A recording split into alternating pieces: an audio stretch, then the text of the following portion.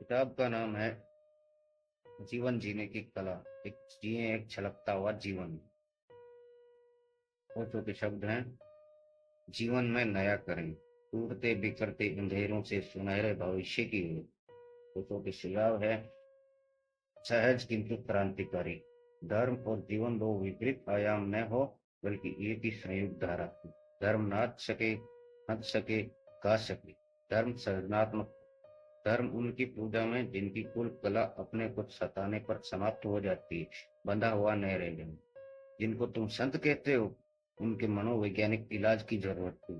तुमने उनकी पूजा की, भविष्य तुम पर हैरान होगा। तुमने विक्षिप्त लोगों की बजाय चिकित्सा के उनकी शिक्षाओं को ग्रहण करने की कोशिश की। एक सौ धर्म एक सौ जीवन विरोधी नहीं हो सकता। वे दोनों एक गाड़ी के दो पहियों की भांति होंगे। उनमें से एक भी पहिया खो गया तो गाड़ी की गति रुक जाएगी।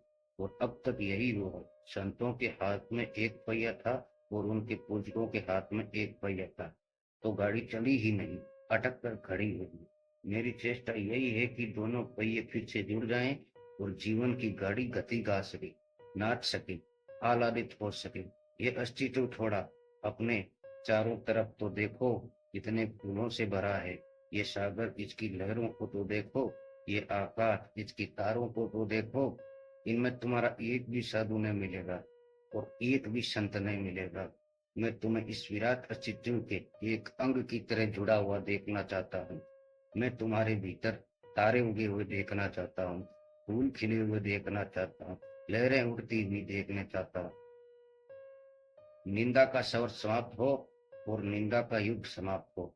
दमन की परंपरा समाप्त हो और जीवन का उल्लास हमारा भविष्य बने।